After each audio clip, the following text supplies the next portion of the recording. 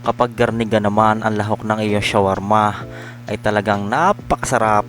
Kita mo gayan, mayonnaise pa lang at cheese ay talagang inam na.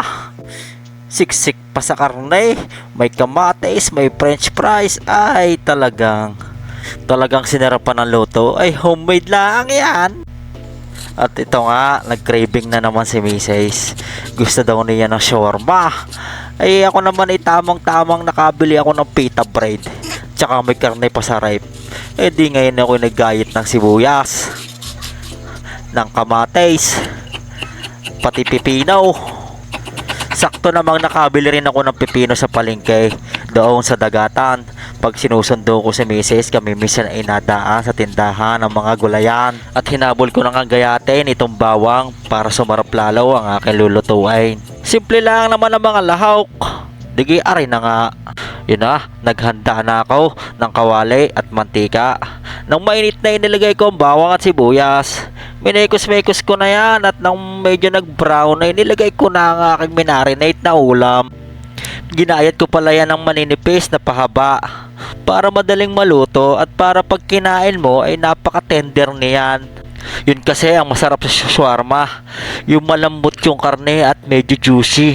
Karneng baboy ang gamit ko rito, pero mas mainam karneng baka. Minarinate ko nga pala yan sa taco seasoning at iba pang mga panimpla. At ayan na nga, konti na lang yung sabaw. Habang aking niluluto, amoy na amoy ko na ang shawarma. Parang gusto kong kumuha ng baho at akin ang lang uulamin. Nang matapos kumuha na ako ng papel na pambalot at yung pita bread.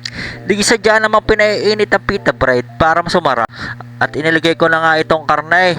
Nilagay ko na rin ang pipino. Sinamahan ko ng sibuyas, pati french fries. Bumili pa nga ako sa may fishbowlan din eh.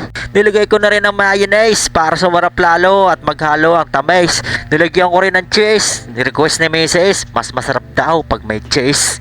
Isang habala ang na cheese ang aking nilagay. Tama na yun. Kaya mahihilig din sa shawarma. Pag kayo napapunta sa Middle East ay nakapo, kabila ay may tindang shawarma. Sa halagang 10 real ay busog ka na. Hindi ka titipidin sa sangkap, lalong lalo na sa lasa. Mabalik tayo sa aking nilulutong shawarma. At ito nga't binabalot ko na. Pwede na namang hindi balutin yan. Meron lang ang pambalot din eh, kaya binalot ko na rin. At ito na nga't akin ang titikman kung ano bagang lasa. First bite, wrapper lahat. At ito na naman, sinayang ko na naman at 3 minuto ng inyong buhay. Maraming salamat sa panonood.